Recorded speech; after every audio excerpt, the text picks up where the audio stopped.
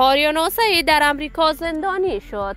افشای حقایق و رازهای پشت پرده زندانی شدن آریانا سعید در امریکا و برای مدت دوری آریانا سعید از هنر موسیقی فاش شد. آریانا سعید به چه دلیل در امریکا نهاد برای دفاع از حقوق زنان ساخته است؟ من در این ویدیو پیرامون حقایق همین ماجرا خواهم پرداخت. پس در ادامه با کانال دنیا اینفو باشید.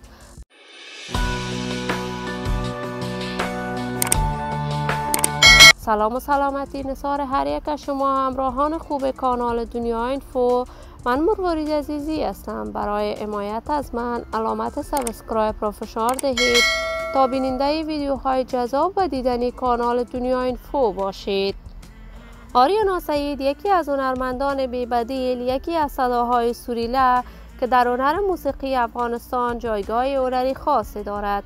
آریانا سعید تا کنون بیان نکرده است از کدام ولایت افغانستان است، ولی بزرگ شده کشور انگلستان است. آریانا در انگلستان در رشته اداره و منیجمنت تحصیلات عالیش را به اتمام رسانید.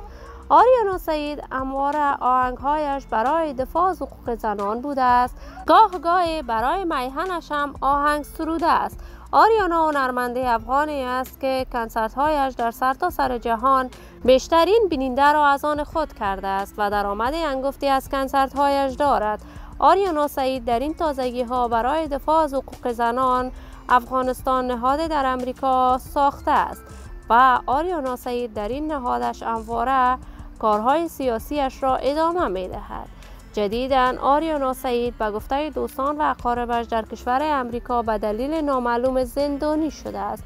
اما معلوم نیست آریانا سعید به چه دلیل در امریکا زندانی شده است و خانواده آریانا سعید ابراز نظر تا کنون در این باره نکردند. آریانا مدت می شود کاملا از هنر موسیقیش هم به دور است، ولی ما در انتظار نشر تازه ترین کارهای هنری از این بانوی هنرمند و پرتلاش افغان خواهیم بود. عزیزان و دوستان نهایت ارجمند کانال دنیا اینفو، شما هم نظریات نیکتان را در بخش کامنت با من شریک بسازید. این ویدیو را با علاقه‌مندان و دوستان آریانا سعید به اشتراک بگذارید. برای حمایت هرچی بیشتر از خواهرتان علامت سابسکرایب را فشار دهید تا ویدیوهای دیگر کانال دنیا اینفو را از دست ندهید. تا درودی دیگر تمام شما خوبان را به لای منان سپرده موفق و کامیاب باشید.